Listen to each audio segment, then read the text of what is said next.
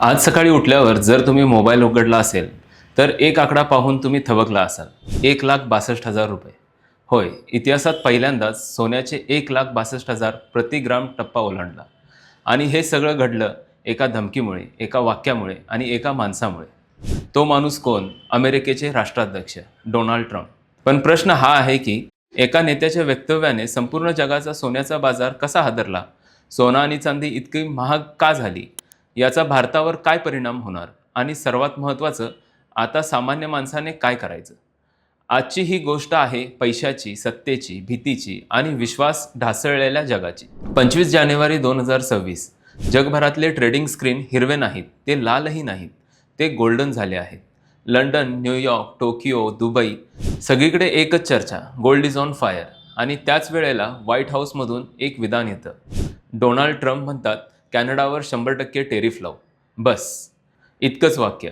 पण या एका वाक्याने जगभरातील बाजाराचं रक्तदाब वाढतो. शेअर बाजार कोसळायला लागतात, डॉलर कमकुवत होतात आणि गुंतवणूकदार घाबरतात.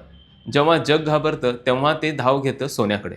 आपण पाहतो ना, जेव्हा धोका वाढतो तेव्हा माणूस सुरक्षित ठिकाण शोधतो. बाजारही तेच करतं. युद्ध, महागाई, राजकीय तणाव, आर्थिक अनिश्चितता या सगळ्यांपासून वाचण्यासाठी जगाने एक दरवाजा उघडला, सोन्याचा दरवाजा. कारण सोने कोणाचं कर्ज नाही, कोणाच्या सरकारावर अवलंबून नाही, कोणत्या कंपनीच्या नफ्यावर नाही. सोने म्हणजे विश्वास. पडद्यामागे काय चालू आहे? रशिया युक्रेन युद्ध अजून संपलेलं नाही. मध्य पूर्वेतील संघर्ष, तेलाचे दर अस्थिर, US नाटो तणाव, ग्रीनलँड विवाद, व्हेनेझुएला प्रकरण, राजकीय अटक, अस्थिरता, ट्रम्प यांचे व्यापार धमकी, ग्लोबल ट्रेड वॉरचा धोका. आणि या सगळ्यात जगाचा आत्मविश्वास ढासळतो. जेव्हा आत्मविश्वास मरतो तेव्हा सोनं जन्म घेतं. आरोपी पकडला जातो कारण त्याची कमजोरी सापडते. इथे डॉलरची कमजोरी सापडली. अमेरिकन फेड व्याजदर कमी करणार, बॉन्ड्सचा परतावा घटणार.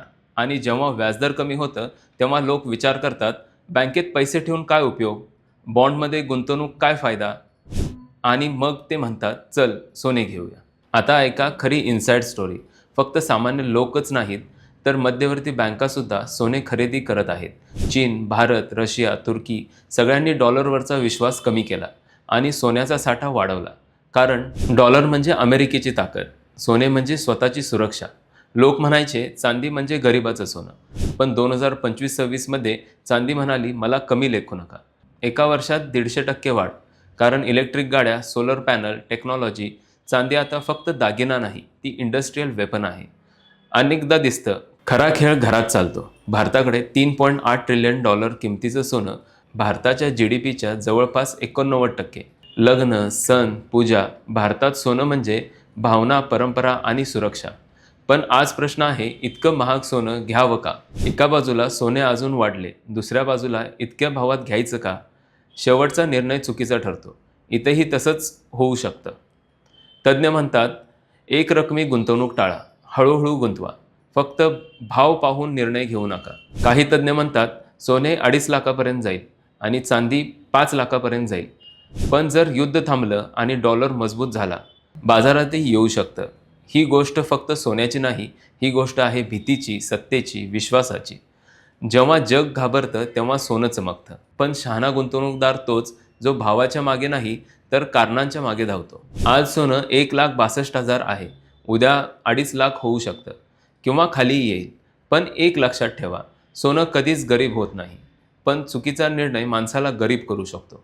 मी आहे तुमचा सूरज आणि तुम्ही पाहत आहात अनफिल्टर्ड महाराष्ट्र ऑफिशियल. व्हिडिओ आवडला असेल तर लाईक करा, शेअर करा आणि सबस्क्राईब करायला विसरू नका. धन्यवाद.